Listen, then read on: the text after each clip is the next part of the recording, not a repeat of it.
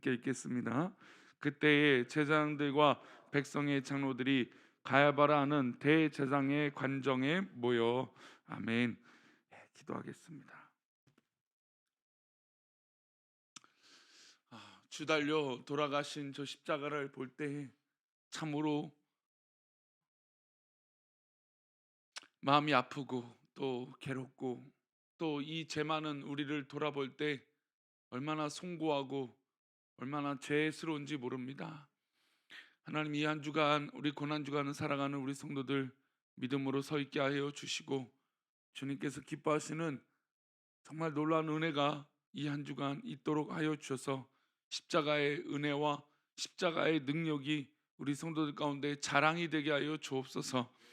오늘도 귀한 새벽을 깨우고 기도할 때 주님께서 우리의 기도를 기뻐 받아 주시고 주님의 은혜로 십자가 위에서 함께하여 주옵소서. 이 시간 1,000번대로 드려진 예물과 또 범사에 감사에 드려진 예물을 기뻐 받아 주시고 주님의 은혜로 우리의 기도를 흠양하여 주옵소서. 감사하며 예수님의 이름으로 기도올리옵나이다. 아멘. 특별히 고난주간 우리 수요일은 보통 우리가 침묵의 수요일이라고 얘기합니다. 예수님의 마지막 일주일을 이렇게 돌아볼 때 많은 이 연구가들이 수요일의 행적이 아, 좀 모호하기도 하고, 또 예수님이 의도적으로 이 수요일은 조금 가만히 또 묵묵히 십자가를 향해서 걸어가고 계셨다라고 이야기들을 합니다. 특별히 이제 수요일에 있을 만한 이 사건을 우리가 얘기할 때 보통 이제 누가복음의 21장 34절부터 뭐 36절 말씀, 이런 정도만 수요일에 이런 예수님의 일이 있었다. 근데 그 외에는 성경이 기록하고 있지 않다, 말하지 않다라고 얘기합니다. 누가복음 21장 37절부터 38절에 의하면 예수님은 성전에서 가르쳤을 것이다라고 이야기를 하죠. 우리 누가복음 21장 37절 38절 우리 두 절 말씀 읽어봅니다. 예수께서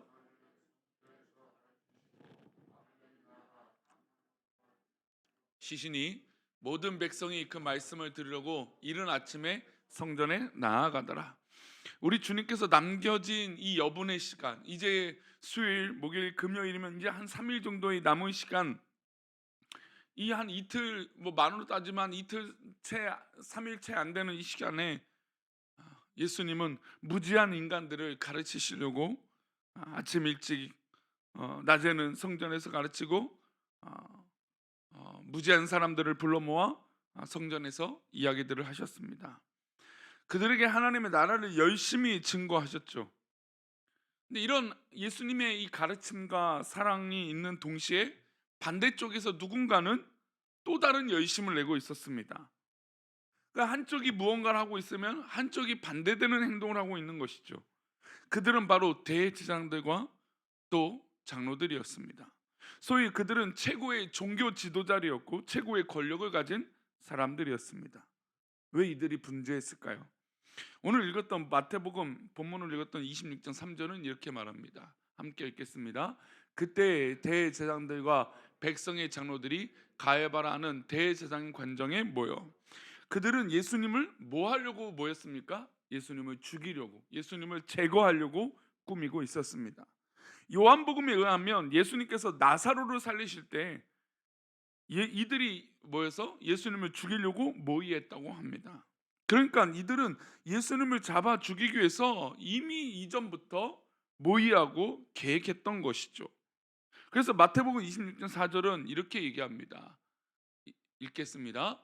예수를 흉계로 잡아 죽이려고 의논하되, 없는 이야기를 만들고 또 다른 덫을 놔서 예수님을 죽이려고 이들은 논의했습니다. 한쪽에서는 예수님은 무지한 백성들을 가르치시려고 성전에서 이른 아침부터 이 무지한 인간들을 가르치려고 애쓰고 있는 이 상황의 반대는 거짓으로 예수님을 잡아서 죽이려고 하는 이런 모습이 있었다는 겁니다. 그런데 안타깝게도 이 모의, 이 흉계, 이 작전, 이 악한 모습은 성공할까요? 실패할까요? 우리가 알다시피 성공합니다. 이상하죠. 우리가 억울하고 정말 괴롭고 힘든 일이 있을 때 정말 하나님께서 우리를 보호하시고 우리를 인도하여 주시면 좋겠는데, 오히려 악한 것은 이렇게 모의를 하는데 성공해요. 어려운 일이 발생할 때 성공해요. 이상하죠. 왜 악한 것들은 이렇게 하는데 왜 성공할까요? 예수님은 그들의 계획한 대로 십자가에 달려 죽으실 것입니다. 우리들의 눈으로 보면 예수님은 너무나 어떻게 보면 무능해 보이고 운명론자처럼 보입니다. 왜 예수님은 다른 행동을 하지 않으실까요? 시편 기자는 자신의 고통 중에 있을 때 이렇게 얘기합니다. 우리 시편 44편 22절인데요. 우리 한번 읽어보겠습니다. 함께 읽겠습니다. 우리가 종일 주를 위하여 죽임을 당하게 되며 도살할 양같이 여김을 받았나이다. 에레미야 역시 예수님을 도살당하러 가는 순한 어린 양이라고 말합니다. 즉 예수님의 삶은 우리가 생각할 때 아니 저렇게 왜 억울하게 죽으실까? 왜 저렇게 악한 이들은 내버려 두실까를 할 수 있어요. 그러나 예수님의 삶의 자체는 죽임을 당하시려고 도살당할 양같이 여김을 받으시기 위해서 이 땅에 오셨다는 겁니다.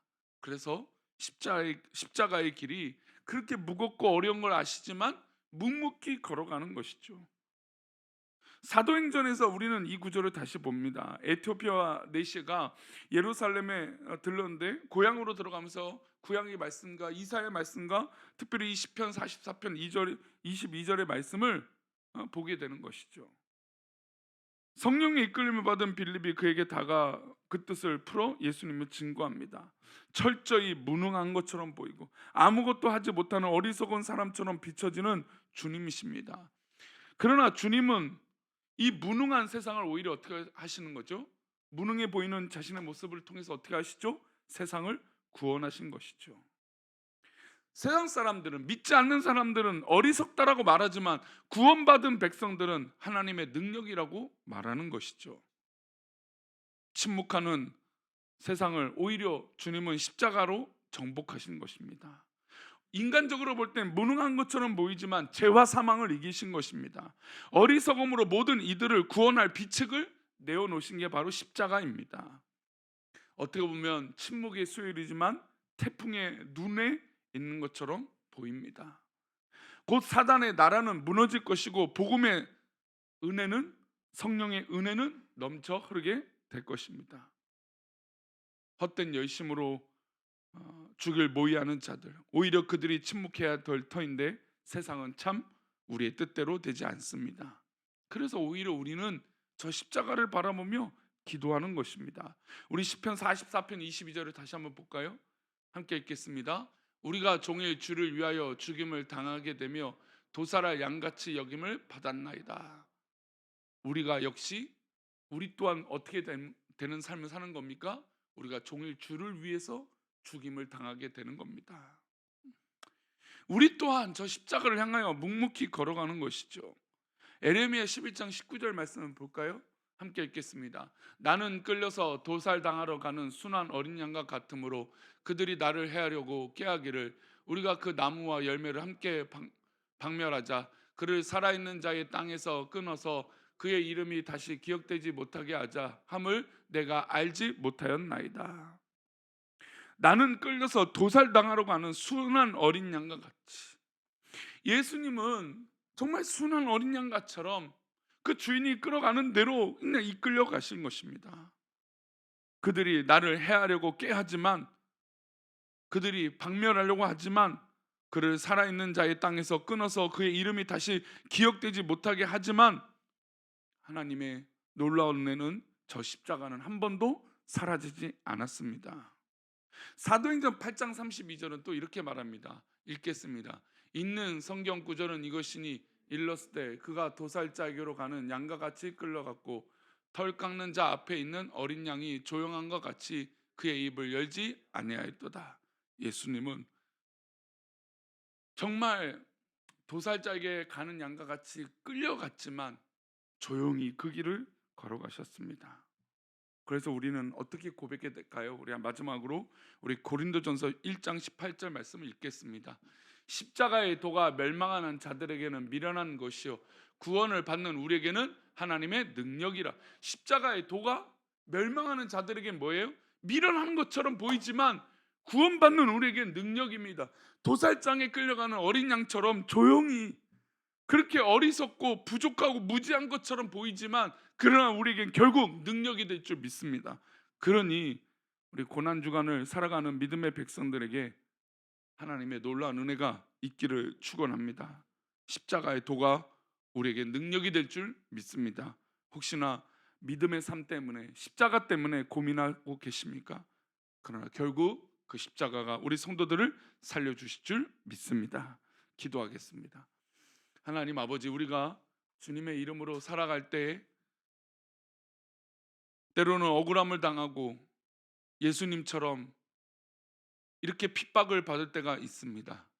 그러나 하나님, 우리가 이 핍박 가운데 살아갈지라도 십자가의 도가 능력이 될 줄 믿습니다. 이 고난이 절망이 되지 않고 우리에게 소망과 은혜가 능력이 될 줄 믿습니다. 우리 성도들 그렇게 살아갈 수 있도록 은혜를 내려 주옵소서. 우리를 지키시고 우리와 함께 하시고 십자가의 은혜로 우리를 붙들어 주실 것을 믿고 감사하며 거룩하신 예수 그리스도 이름으로 기도 올리옵나이다. 아멘. 하늘에 계신 우리 아버지여, 이름이 거룩 받으시오며 나라의 마옵시며 뜻이 하늘에서 이룬 것 같이 땅에서도 이루어지이다. 오늘날 우리에게 일용할 양식을 주옵시고 우리가 우리에게 죄 지은 자를 사하여 준 것 같이 우리 죄를 사하여 주옵시고 우리를 시험에 들게 하지 마옵시고 다만 악에서 구하옵소서. 내게 나라와 권세와 영광이 아버지께 영원히 있사옵나이다. 아멘.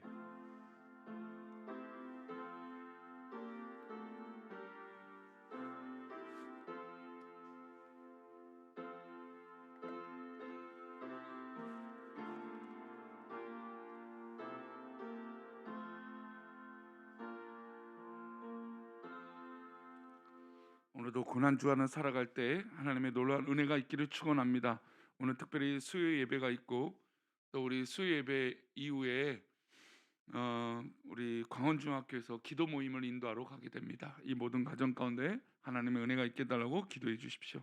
함께 기도하시고 돌아가시도록 하겠습니다. 기도합니다.